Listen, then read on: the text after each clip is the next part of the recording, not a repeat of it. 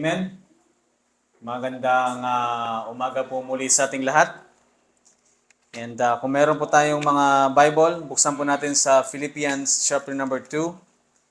And we'll be studying 2 verses this morning.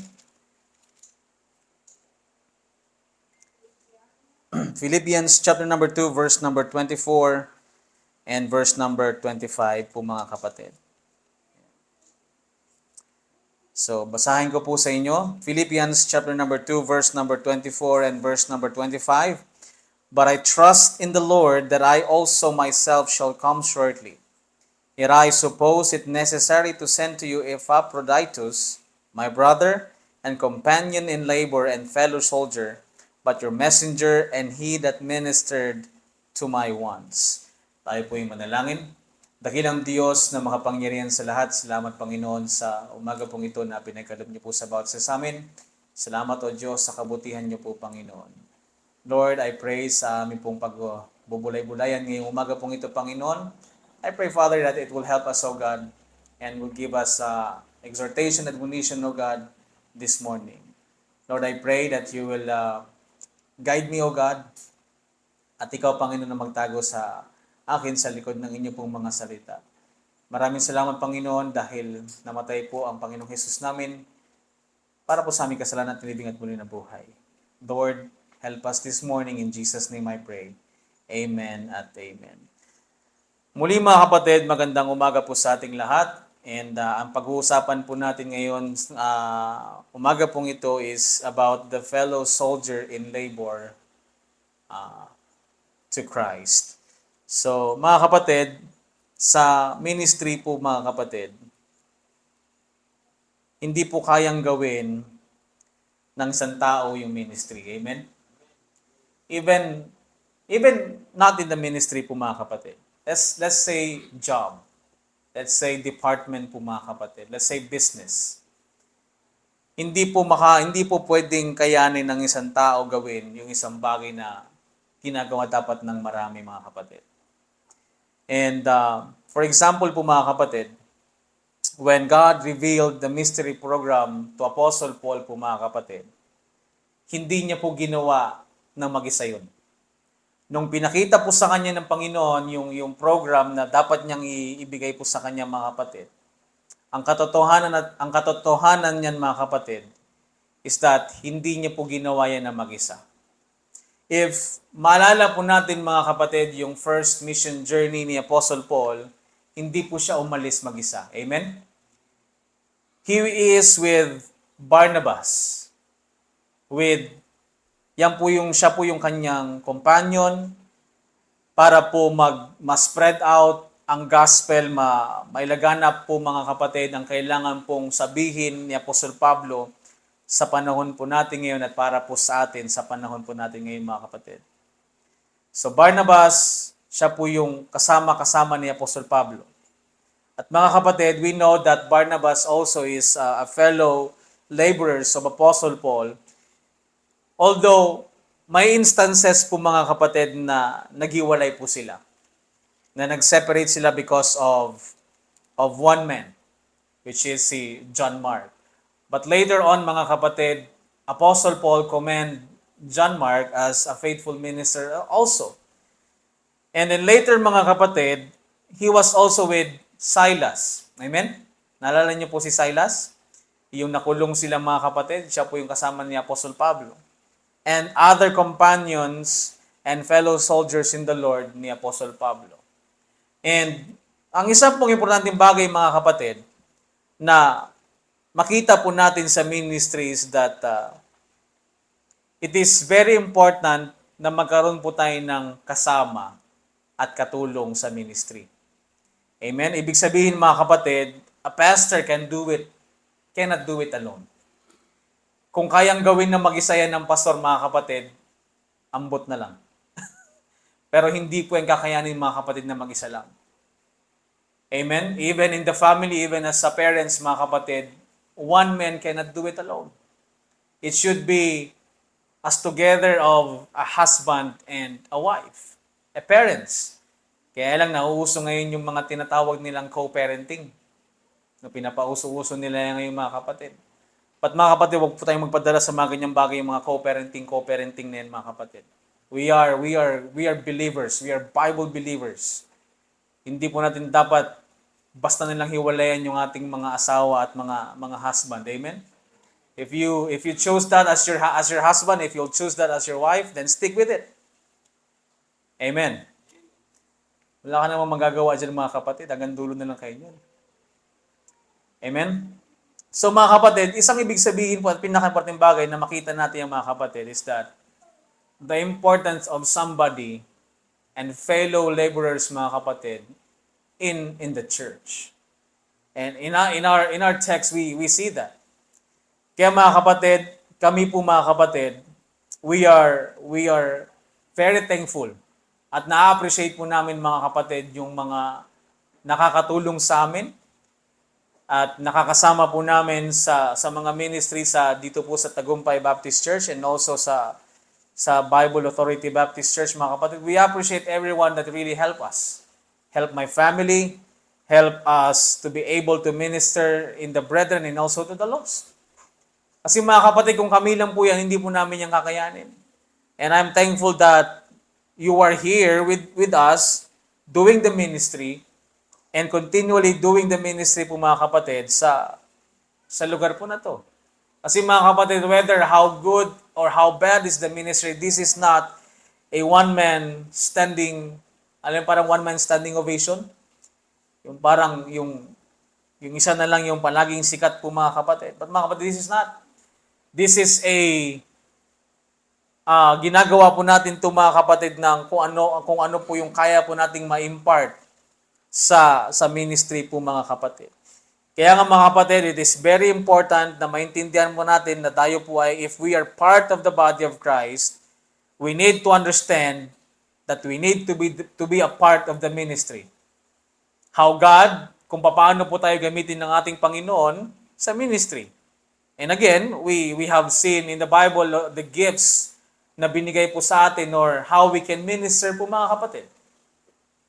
Maybe some of you have the gifts of giving, gifts of administering, or siguro yung iba sa inyo is magaling siya mag-exhort, mag-encourage, and so forth po mga kapatid. But the most important thing is, maintindihan at makita po natin yung ministry na hindi po ito ginagawa ng isang tao. Amen? Dapat yan po talaga yung makita natin mga kapatid. Kasi kung ang makikita natin mga kapatid, halimbawa, ay ako yan dyan kasi magaling man ako, mas magaling akong tumayo, mas maganito, ganyan. So we have to understand that mga kapatid, that you should be a part of the ministry. Kung kahit papaano o kung papaano ka magamit ng Panginoon sa ministry, kasi nga mga kapatid, every one of us, we have a measure. We have a gift of measure kung papaano po tayo mag-ministry at paano pong makapagpatuloy ang ministry ng Panginoon dito po mga kapatid. Now, you can look at in verse number 24 po mga kapatid, ang sabi dyan, "But I trust in the Lord that I also myself shall come shortly." Now, Paul is hoping and trusting that he will be able to come shortly to the Philippi. Kasi mga kapatid, alam natin na yung situation ni Apostle Paul ng panahon po na ito mga kapatid is that nakakulong po siya. Amen? Nakakulong po si Paul nung panahon po na ito. And makita natin mga kapatid na yung situation ni Apostle Paul na hinaharap niya mga kapatid, yung sitwasyon na meron si Paul na hinaharap niya sa kanyang ministry mga kapatid, doesn't bring him down. Hindi po siya basta-basta na lang parang sumuko or hinayaan niya na lang mga kapatid. Situation doesn't discourage him na wala na po siyang gagawin po mga kapatid. But his attitude toward, mga kapatid, yung kanyang attitude toward the situation is keeping him na mag-trust and mag-hope sa Panginoon po mga kapatid. Now mga kapatid, that's one thing na dapat natin makita na yung buhay po ni Apostle Paul doing his ministry po mga kapatid. Kasi minsan tayo, ano tayo minsan parang minsan may mga ugali kasi tayo minsan na parang alam niyo po yung balat sibuyas. Masyado tayong matampuhin, masyado tayong parang generally po mga kapatid, parang magkasakit lang tayo ng konti, parang hirap na hirap pa ng pumunta ng church. And we know that you know what I mean po mga kapatid. But you see the circumstances na kung ano pong meron si Apostle Paul nung panahon na to. But imagine, he is in prison, but he is writing to the Philippi na he trusts the Lord that I also myself shall come shortly, na makakarating ako sa inyo. Amen? Now let's go to and open our Bible in the book of Acts chapter number 16 para makita po natin mga kapatid yung situation na meron po siya, verse number 22 hanggang verse number 31. Ang sabi po dyan mga kapatid sa verse number 22, and the multitude rose up together against them. Who's them? That's Paul and Silas. And the multitude, imagine mo mga kapatid, nandun ka sa lahat ng tao, halimbawa dito, lahat ng tao is nagtumayo at naging against sa'yo. Ang sabi niya, they cast them into prison and charging the sailor to keep them safely. Who having received such a charge, thrust them, verse number 23, and when they laid many stripes upon, dito pa lang pa ako sa verse 22. And the magistrates rent off their clothes and commanded them to beat them. So, hindi lang po mga kapatid na kinulong sila, but bago sila kinulong, meron pong police brutality ang nangyari dito mga kapatid. Binugbog pa po sila. And then ang sabi yan, and when they laid their many stripes upon them, they cast them into prison, charging them the jailer to keep them safely. Verse 24, who have received such a charge, thrust them into inner prison, and made their feet fast in the stocks.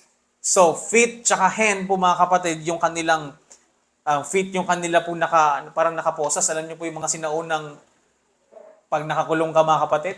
Di ba? Hindi lang kamay, pati paa. No, meron nakaano sa kanila.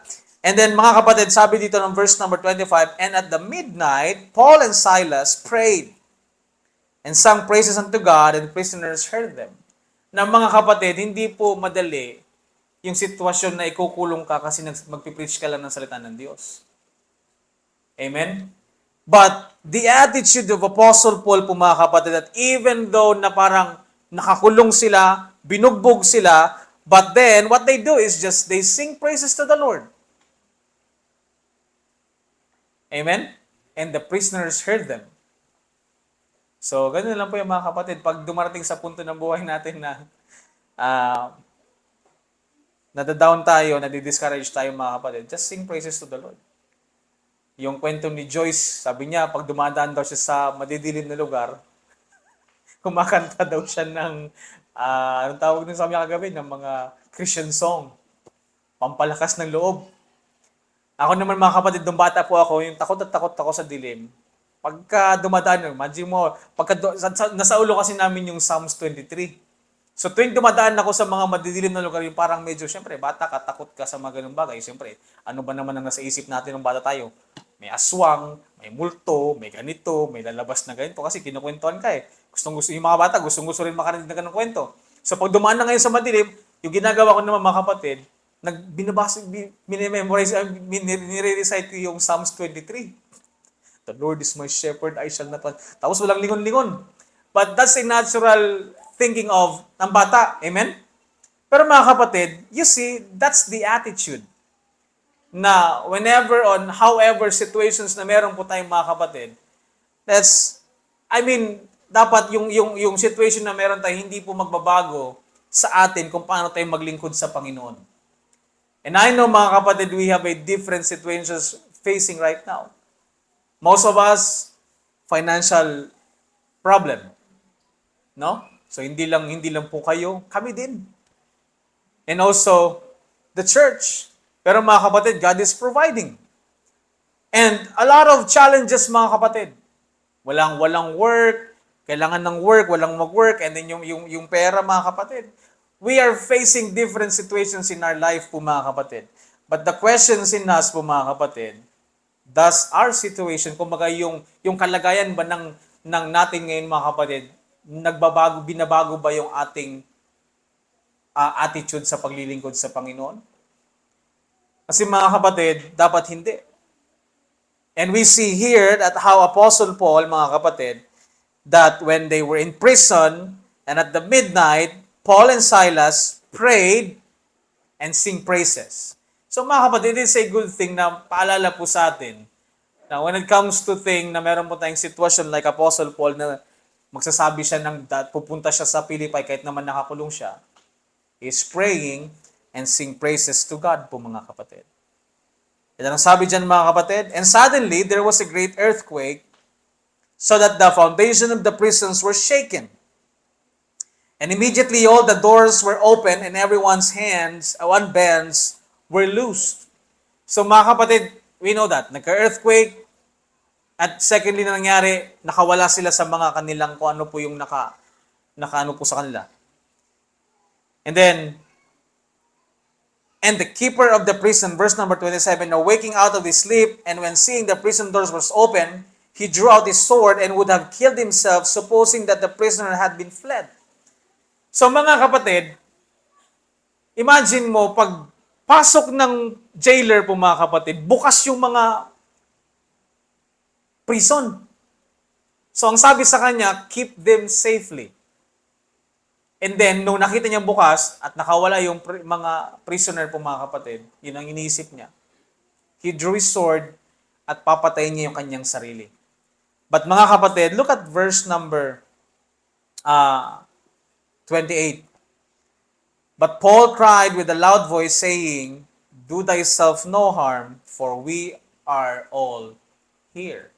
So mga kapatid, one thing na makikita po natin na lessons from there is that when situations change po mga kapatid, he prayed, he sing praises to God, and thirdly po mga kapatid, yung testimony ni Apostle Paul. He know that he is in prison. At nanatili siya mga kapatid, na kahit nagbukas yung mga prison at natanggal yung ano man yung naka-bonds pa kanila mga kapatid, nanatili po yung kanyang testimony. Amen? So thirdly mga kapatid, situation should not change the testimony of our life. Kaya mga kapatid, dumating man tayo sa punto ng sitwasyon natin na parang hirap na tayo mga kapatid, huwag po nating hahayaan na masira po yung testimony po natin. Amen? Ipanatili po natin yung testimony natin mga kapatid. And then what the next verse saying, and ang sabi niya dyan, then he called for a light and sprang in the cave trembling and fell down before Silas and Paul. So, trembling, parang nanginginig yan mga kapatid. Fell down to Paul and Silas and brought them out and said, sirs, in the very great questions in the Bible, what must I do to be saved? Nagtanong yung jailer, ano po ba yung gagawin ko para ako po ay maligtas? And they said, believe on the Lord Jesus Christ and thou shalt be saved and thy house. So, para malaman natin yung context ng ano niya mga kapatid, pumunta si Paul sa kanilang bahay ng jailer at nag-preach po niyan mga kapatid. And so I think and believe that that's the start of the Philippian church po mga kapatid. Amen? So mga kapatid, situation shouldn't change our life. That even Paul is in prison, ang sinasabi niya po dito sa mga taga-Philippi, I will come to you shortly. I will come shortly to you and I trust the Lord about that. Amen? Kaya mga kapatid, wala naman tayo ibang gagawin. Magtitiwala lang tayo sa Panginoon po mga kapatid. Acts 20 verse number 24 po mga kapatid. The Bible says there, sabi ni Apostle Paul, but none of these things move me, neither count I my life dear unto myself, so that I might finish my course with joy, and the ministry which I have received of the Lord Jesus to testify the gospel of the grace of God. But none of these things move me. Now, imagine mga kapatid, just don't think about the life of Paul, which is like easy as what we are thinking mga kapatid. When you read in the last part of 2 Corinthians po mga kapatid, doon nyo po makikita kung ano po yung nangyari kay Apostle Paul, kaya hindi nyo po masasabi na parang easy lang yung buhay ni Apostle Pablo. We can read that if you want, the 2 Corinthians chapter number 12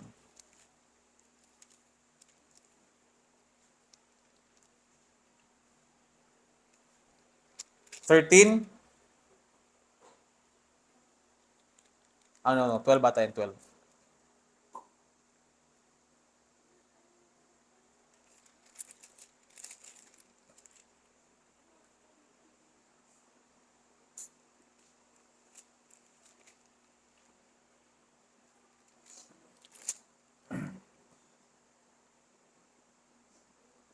Okay.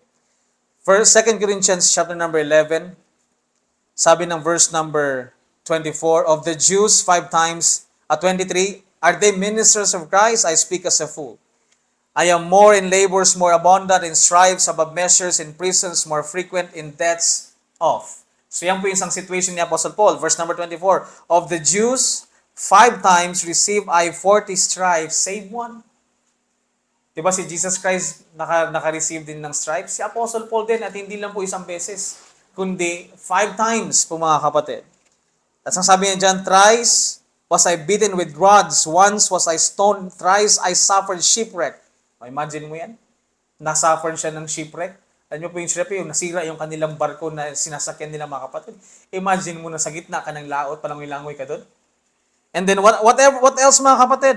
At night and the day I have been in the deep. Imagine that situations po mga kapatid.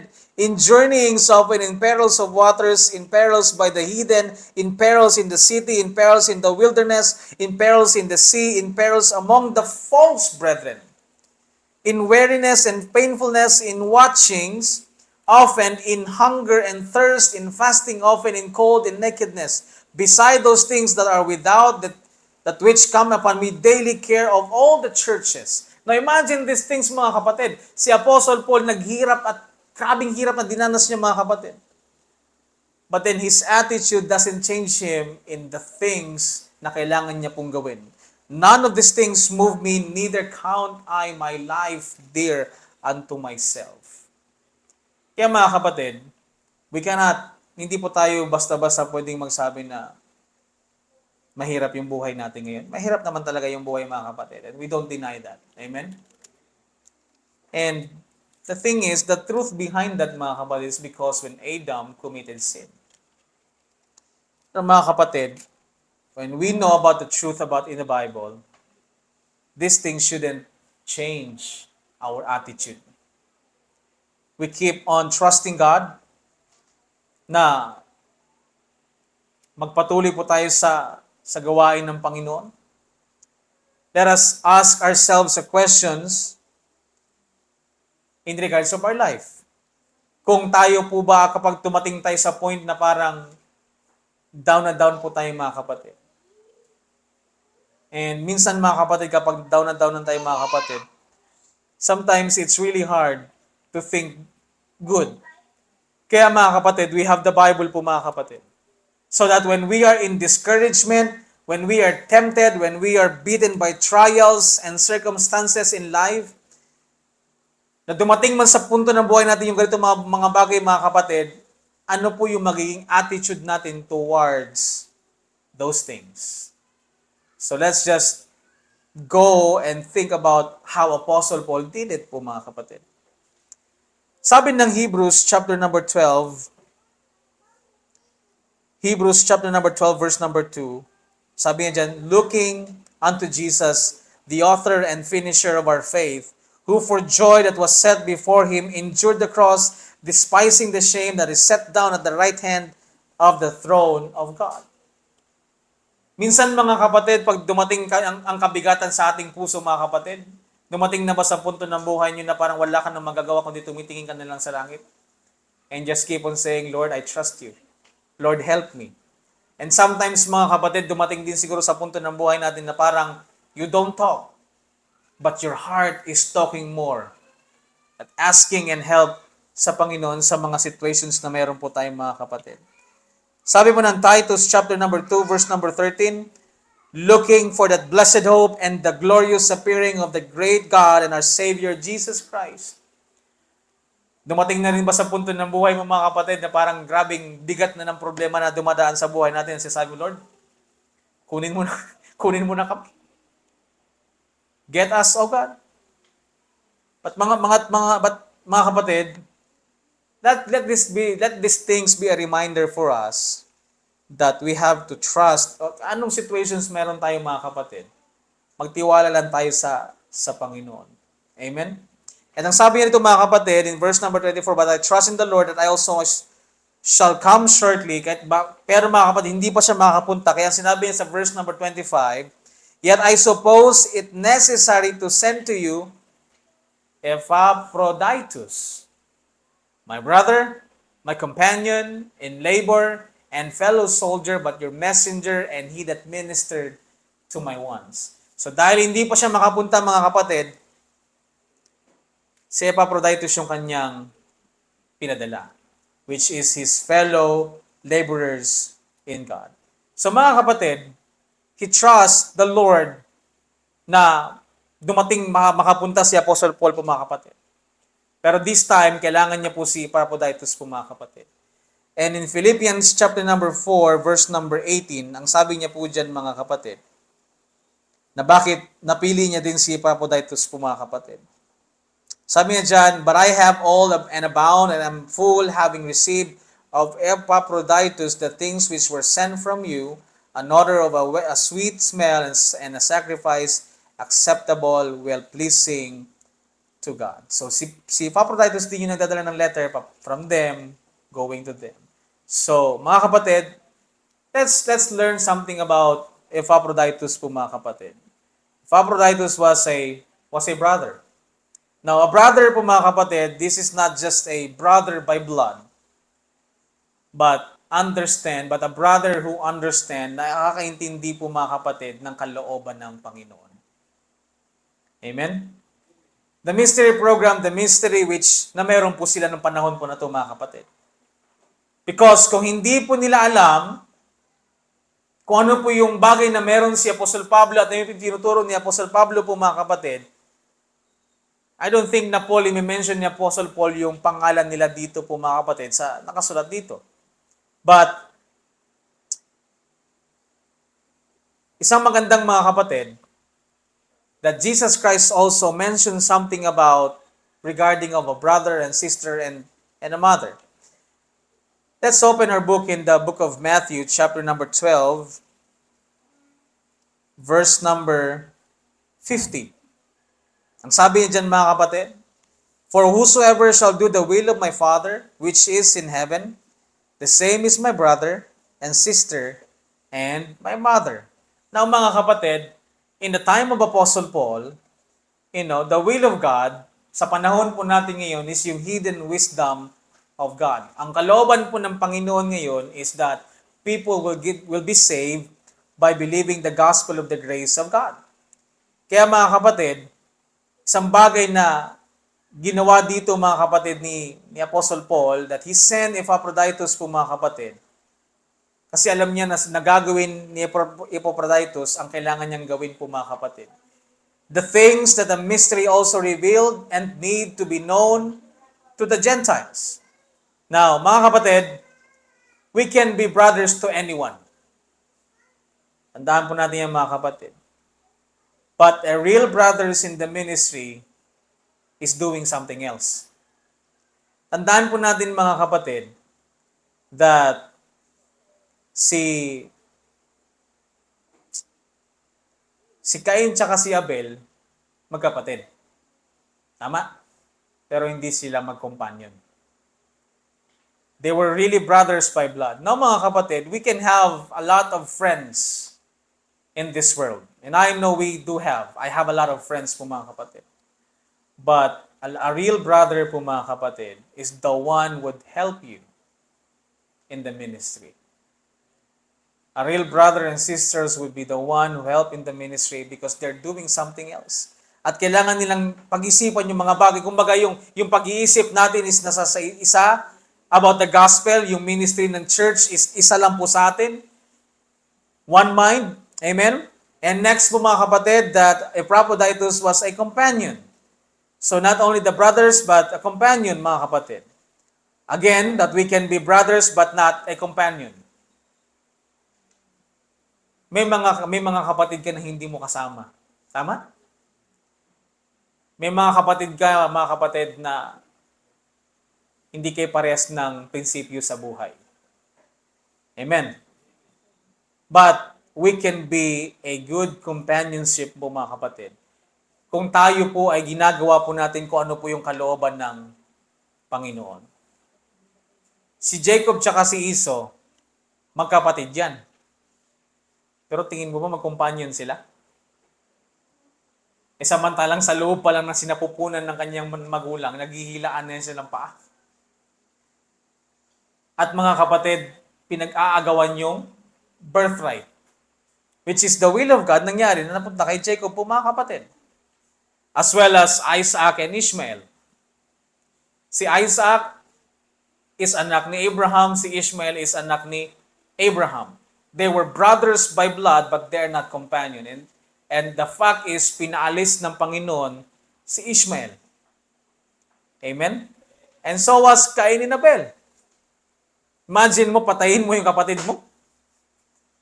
Imagine that mga kapatid. So mga kapatid, meaning, we can be brothers by blood, but not a companion. We can be brothers na hindi po sa dugo, na naging magkapatid po tayo dahil sa dugo ng Panginoong Jesus po mga kapatid. And our minds should be on the will of God. At kailangan natin magpatuloy sa kalooban ng Panginoon. And this is Epaphroditus po mga kapatid. And that is why he trusts God na kahit si Epaphroditus mo na ipadala niya doon mga kapatid, kasi nga alam niyang gagawin to katulad po ni Timotheus po mga kapatid. Tandaan po natin mga kapatid, if we think differently from the others, we may not be as brother and sisters, but we can be companion if we think one mind in the ministry of God. Amen? Kasi kung nangyari ang mga kapatid, sana lahat ng pastor magkakapatid. Kaya lang, hindi po nangyayari. Now, mga kapatid, number 3 is the fellow soldiers. Fellow soldiers. Now, mga kapatid, in terms of soldiers, one of their commitment on their fellow soldiers, mga kapatid, is that never leave a fallen comrade. So meaning, kapag nakita mo yung kapwa mo sundalo na tinamaan ng bala at buhay pa, hindi mo dapat iiwan yan. Tama? Talagang, ano yan sila eh. Awan ko lang kung nanonood kayo ng Band of Brothers, matagal na ng movie yan. Pero mga kapatid, you can see there that yung mga soldiers, how they portray that, hindi nila basta-basta iniiwan yung mga fallen soldiers po mga kapatid. And so was we. Amen? Kaya mga kapatid, as much as we want, as we are comrade, magkakasama tayo mga kapatid, we would like yung spiritual restorations po mga kapatid. I mean, yung restoration po ng isang kasamahan po natin.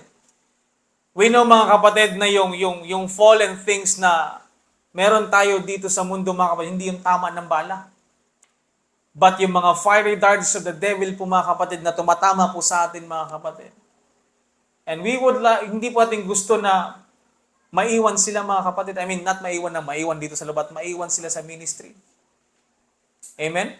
Kaya mga kapatid, we have to do something para po sa ministry ng Panginoon. And one thing, the attitude po mga kapatid ni Epaphroditus po mga kapatid, is wag po nating iwanan po yung ating kapwa sundalo o Kristyano. And sometimes mga kapatid, ang nangyayari po sa atin is that pag may na-fall, ginajudge po natin mga kapatid kagad. Instead na tulungan po natin, ginajudge. Now, let's open our Bible in Galatians chapter number 6. Nang sabi dyan mga kapatid, Brethren, verse number 1, Brethren, if a man be overtaken in a fault, ye which are spiritual, restore such one in the spirit of meekness, considering thyself, lest thou also be tempted. Kaya mga kapatid, ako po, ang isang principle ko po mga kapatid is that, kung kaya po pong i-restore po natin. Pero kung yung i-restore mo ayaw na talaga, wala naman tayong magagawa dun mga kapatid. Amen? But we as a together po mga kapatid, as a fellow soldiers of Christ, we have to continue po mga kapatid. Let us try to connect sa ministry po mga kapatid kasi yan po yung dapat nating ginagawa. Kaya nga mga kapatid, ang sabi ni Paul kay Epaphroditus was a fellow soldier in labor, meaning po mga kapatid, he is dedicated to his comrade. Si Paul po mga kapatid, ginagawa niya po yung kailangan niya pong gawin kasi nga si Paul, hindi po siya able. Kaya si Epaphroditus na able niya pong gawin, siya po yung gumawa na mag-send ng letter doon po sa Philippi. Kaya mga kapatid, tayo, kumusta naman tayo as a fellow soldiers in the Lord? Kapag dumating ba sa panahon na tayo po ay na-weak, affected by the things going in the world, affected by issues in life, kung naapektuhan ka din sa nangyayari po ngayon sa government, sa mga issues sa politics, huwag po masyadong magpa-apekto sa bagay na yung mga kapatid. But tayo mga kapatid, what do we do as a soldiers? Pagka dumating ba sa point na nanghihina ka na, parang tingin mo, wala ka ng pag-asa? Do you just leave the barracks? Do you just leave your weapon? What I mean is that, iiwanan mo ba yung church? Aalisan mo ba yung church? Iiwanan mo na lang yung Bible mo kasi yan po yung weapon natin eh. Amen? Our weapon is the Word of God. At yan mga kapatid, hindi yan talaga yung tipong sinusuot talaga because the full armor of God is spiritual. We have to learn from that po mga kapatid. Or dapat ba tayong together na makipaglaban, makipagbaka sa mga bagay na the things makes us down? Kaya mga kapatid, it is important po mga kapatid na meron po tayong nakakausap. At hindi po natin sinasarili yung mga bagay po na yan. No, meron pong tao na willing pong makinig na kung ano po yung isi-share po sa atin. Do it po mga kapatid. Ang problema mga kapatid, when we feel tired, kapag nakakaramdam na tayo ng mga kapatid ng mga problema sa buhay po natin, mas lalo pa tayong hindi nagpapakita. Alam niyo po mga kapatid, may mga nangyayari po talaga yan. Nangyayari po talaga na may mga friend po ako na in-expect na nabalitaan ko, nagkamali. In-expect ko na tumawag. Nung nagkamali, mas talo parang hindi nagpakita. Kaya paano mo ngayon mabigyan ng advice?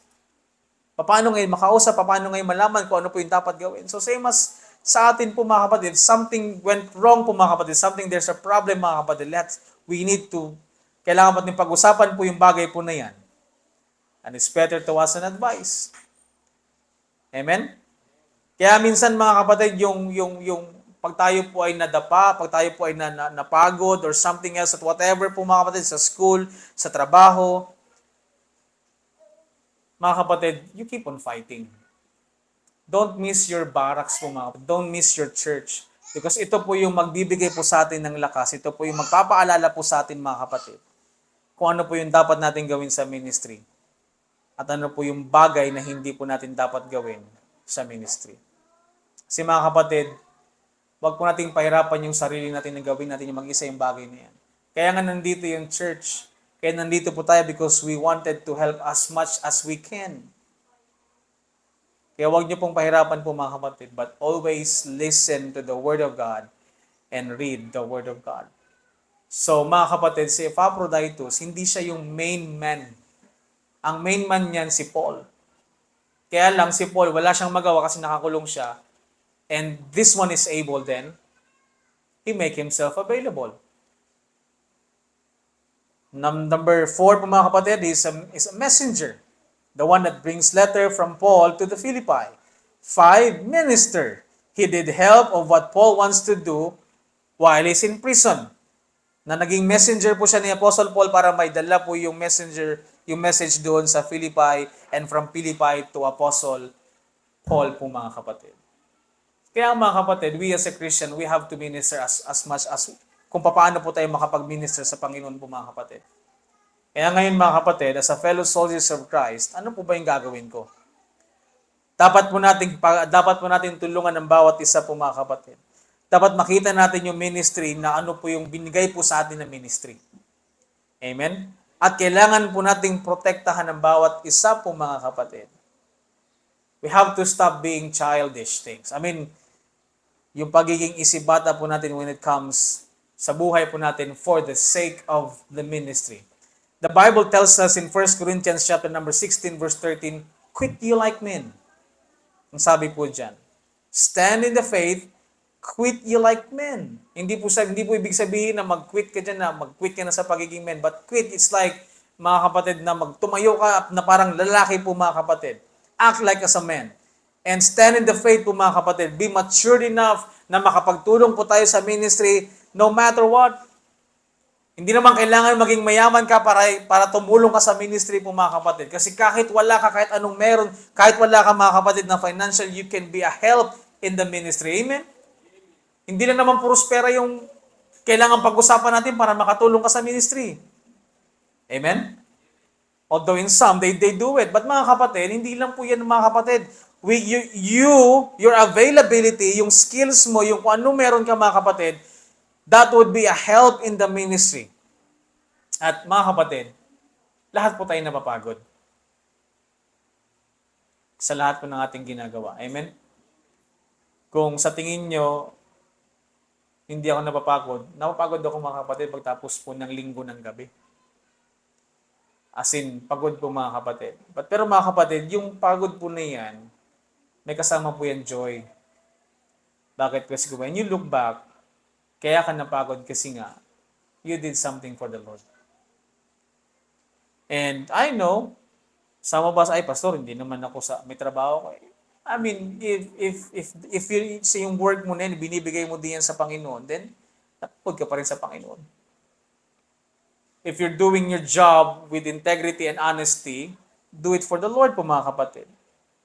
Kaya mga kapatid, kapag dumating yung panahon na tayo po ay napagod, at yung atin pong financial matters na parang ito yung palaging nag-beat us down, yung nag-knockdown po sa atin mga kapatid. Huwag po natin gawing rason yan para mag-stop na gumawa sa ministry. Amen? Mas dito po tayo sa ministry dapat at mga kapatid, mas malaman po natin na gawin po natin ito sa ministry so that we can preach forward the gospel which that Christ died for sins, was buried, and rose again the third day according to the scriptures for our justification. Amen? Pagpagod ka mga kapatid, pag dumating sa punto ng buhay mo na pagod ka, pumunta ka dito. Kasi ito yung panahon na pinapalakas po natin ang bawat isa. Amen? Mga kapatid, imagine mo na lang yung nangyayari sa mundo ngayon. Nakakatawa bang marinig na ninanakawan yung kaban ng bayan? Exhausting yan mga kapatid. Kahit sabihin mo na there is a separation of the church and state. Kaya lang mga kapatid, sa individual, nagbabayad ka ng tax. Amen? Now you see there that our government is stealing the money from there. Masaya ba yan pakinggan? Hindi mga kapatid. It's so exhausting yan sa in person, lalo pa si Brother Joel o nasa government si Brother Joel, tama? Imagine mo that thing po mga kapatid. Hindi lang yung personal na problema na meron ka, mayroon pang problema sa politiko, may problema pa sa church, at may problema pa sa kung ano-ano pang hinaharap natin mga kapatid. Pero mga kapatid, dapat hindi siya maging reason na maghinto tayo sa pag-ministry. Amen? It's just, meron lang tayong iba't ibang mga hindi hinaharap na problema. So was Paul. But Paul has someone na meron siya na nakatuwang niya sa gawain. It's not only Epaphroditus po mga kapatid. There is Timotheus, there is Titus, there is si Philemon, si Silas, si Barnabas, si John Mark. At even though mga kapatid, may bandang sinabi niya that everyone was really leave him, forsook him. He never, imagine mo mga kapatid, yung iwanan ka lahat ng pinagkakatiwalaan mo. Sabi niya doon sa Timothy, pero ang heart ni Apostle Paul, but Lord, wag mong ilagay sa kanila yung charge. Yung charge. Kaya mga kapatid, if you think that pag wala ka dito, parang wala lang sa akin, don't think about that. My heart is satisfied kung hindi ko po kayo makita sa ministry. Mas nakapagbibigay po sa akin ng joy and rejoicing if I saw you here. Because we're going to be a great help and a great encouragement sa bawat isa po sa atin. Kaya mga kapatid, be a help in the ministry. Hindi dahil may pera ka, hindi dahil wala kang pera, just be help in the ministry. Amen? Hindi, huwag natin pag-usapan yung pera parating sa bagay na yan. But if you're able, then why not? But if you're not able, then be here. You can still do something for the Lord even if you don't have. Even if you have, you can still do something for the Lord. Yourself is the most important thing. Amen? Like Epaphroditus, mga kapatid. The leaders is not able. But meron siyang mga men na able na gawin yung bagay na gusto niyang gawin. And so, Epaphroditus was a good and maganda po siyang illustration and na sundin po mga kapatid. Na nagpagamit siya sa anong kaya niyang pagamit yung sarili niya po mga kapatid. And then next week mga kapatid, pag-uusapan natin at makita niyo kung ano po yung situations na meron si Epaphroditus nung panahon na to mga kapatid. Amen? But I hope mga kapatid that we learn something from this. We see the story how it goes. And we've been encouraged mga kapatid sa mga bagay na mga practical things na na-apply po natin mga kapatid. Let's all stand up and let us pray. Dear God, Heavenly Father, thank you so much for this wonderful day that we encourage ourselves in Thy Word. Lord, salamat Panginoon sa kwento ng buhay ni Apostol Pablo at ni Epaphroditus, Panginoon, same as Timothy, Panginoon, na nagpapatuloy po sa inyo pong gawain na umabot sa panahon po namin ngayon, Panginoon. Lord, dalangin ko po, Diyos, na ikaw po ang patuloy na magbigay po sa amin ng knowledge, wisdom, and understanding na makapagpatuloy po kami, Panginoon, sa inyo pong ministry. Anumat, Panginoon, situation ng buhay po namin. Pagpalain niyo po yung bawat isa sa amin sa matamis na Pangalan ni Jesus. Amen at amen. Remain standing as we sing our last song with Brother Julius and closing prayer.